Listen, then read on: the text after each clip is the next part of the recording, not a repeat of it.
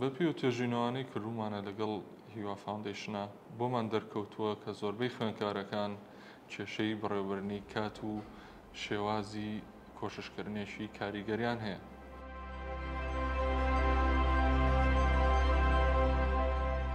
لەگەڵ هیوا فاوندیشنە ڕاهێنانێکمان ڕێخست بۆ قوتابیان لەسەر بابەتی بەڕێوەبردنی کات و کۆششکردنێکی کاریگەر.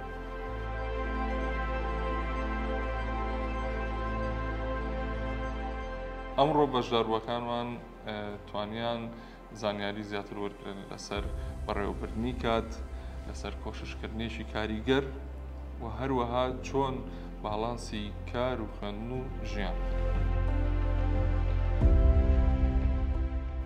لە بەشی بەڕێوەبردنی کار فێری بەکارهێنانی ئامڕازی ئایزنهاوەر مەتریکس بووین کە ئەم ئامڕازە یارمەتیمان هەیە ئەو ئەرکە گرنگ و سەرەکیانە دیاری بکەین و ئەو ئەرکانی گرنگ بین توانین بیانسڕینەوە یاخود بیان خینە لاو تا کاتێکی گونجاو. لەسەر بابەتی کۆششکردنی کاریگەر باسی ئامڕازێکی سەردەمیانەمان کرد کە ئەویش زیرەکی دەستکردە و چۆن بتوانین بەکاری بێنین لە کاتی کۆششکردنە.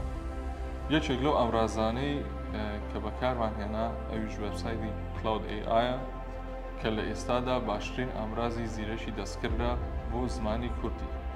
لە دوابەشیشدا باسی گرنگی هاوسەنگی کار و خوێندن و ژیانمان کرد بۆ باسی گرنگی پشودان و خەوتن و ناخواردنی تەندروستمان کرد لە کاتی خوێندن و کۆششکردنە.